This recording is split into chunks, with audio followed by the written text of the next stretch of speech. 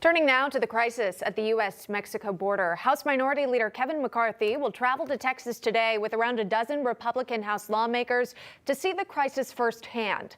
This as the number of unaccompanied migrant children in U.S. Border Patrol facilities has reached a record high. Joining us to discuss what's really happening at our border is Kansas Senator Roger Marshall. Senator, thanks so much for joining us. Emma, good morning to you. Thanks for having me on. Absolutely. We've learned that the number of unaccompanied migrant children has tripled in the last 2 weeks to more than 3,200. Now the Department of Homeland Security has ordered FEMA to head south and assist at the facilities, which are overcrowded and lacking basic resources, according to reports. Senator, how did we get here? Well, Emma, look, I'm a physician and we've done mission work all across the world. I know a humanitarian crisis when I see one, and this is a humanitarian crisis. This will soon look like a refugee camp as this just balloons up over the next several months. It's a healthcare crisis and it's a national security crisis. We got here because of President Biden's policies, open borders and amnesty. He's empowered the cartels to make lots of money. Look, the cartels are making more money smuggling kids and folks into this country than they were from smuggling drugs. It's so hypocritical of everything that we stand for that he's actually made the situation worse, that these kids are being sold into slavery. Parents paying $2,000 to $3,000 to have their children transported across Mexico. A third of them, boys and girls, are being sexually abused, and then they're being sold into slavery. We got here because of President Biden's policies. And don't forget, President Trump gave Nancy Pelosi 2 opportunities to solve this problem with legislation that included securing the border and fixing a broken immigration system, but she wanted no part of it. She did not want President Trump to get credit for this solution. As you say, you visited the border at least 3 times is what I've heard. And I want to ask you, what kind of guidance do our border agents really receive here? And has that changed under this new administration?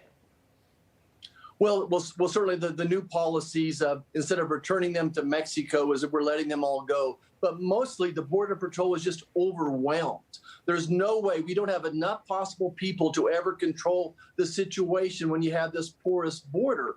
And of course, the cartel has taken advantage of it. In our little short 30-mile helicopter ride yesterday, we saw over 200 individuals trying to cross the border.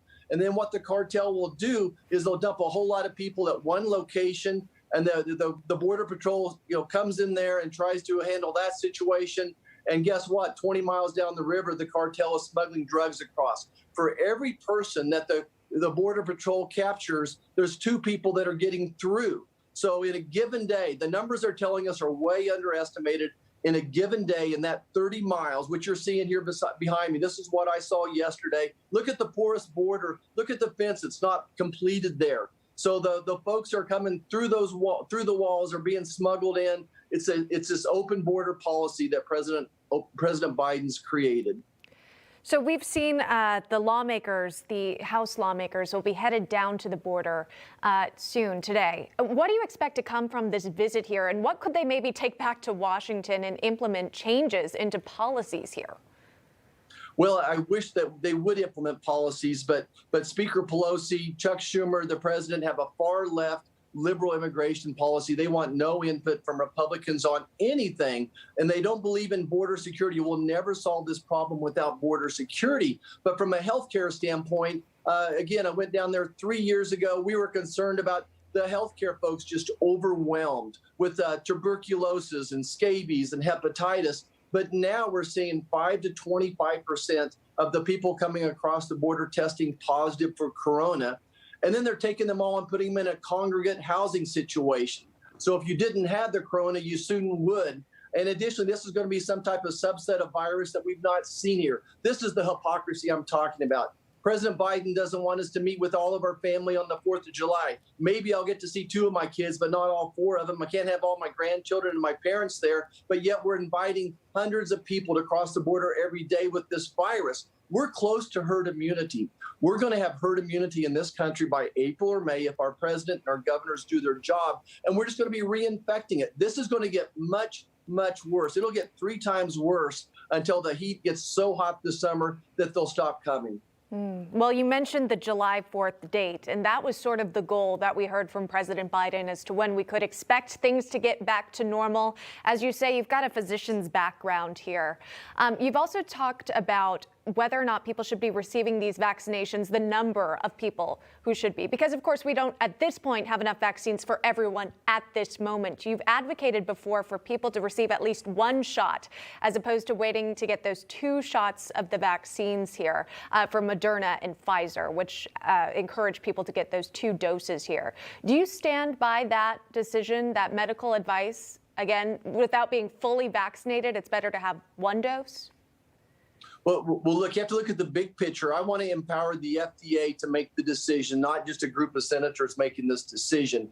I want to make sure every senior gets 2 shots. Every person with a high-risk condition needs to get 2 shots. But there's lots of real-world evidence out there that says after 1 shot of these vaccines that they're 75 to 90% effective. We will reach herd immunity a month sooner is after we get all the seniors vaccinated and all the high-risk folks their 2 vaccine. If we give everybody else 1 shot, we will reach herd immunity much, much quicker. And we want to empower the FDA to use this real-world data. And by the way, they're already doing this in Great Britain. I bet Europe will be doing it soon as well. So I want to save thousands. Our plan would save tens of thousands of American lives.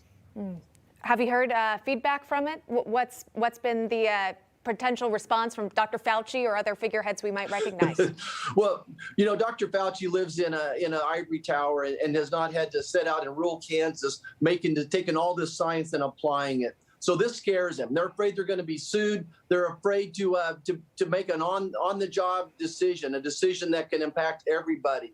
So, of course, they're going to push back on it because the FDA has not approved it for this use. But I want to empower the FDA to use the real-world evidence that's out there that would suggest this. Look, this is a crisis, and this would save tens of thousands of lives. So, I hope people pull their head out of the textbook and see some real-world application here. That this is what a lot of doctors I've talked to agree with me, that this would save thousands, probably tens of thousands of Kansans' lives. So I hope that they realize that not every patient follows the textbook, and that if we had 70 to 80% effectiveness giving people 1 vaccine, we'll reach herd immunity a month sooner.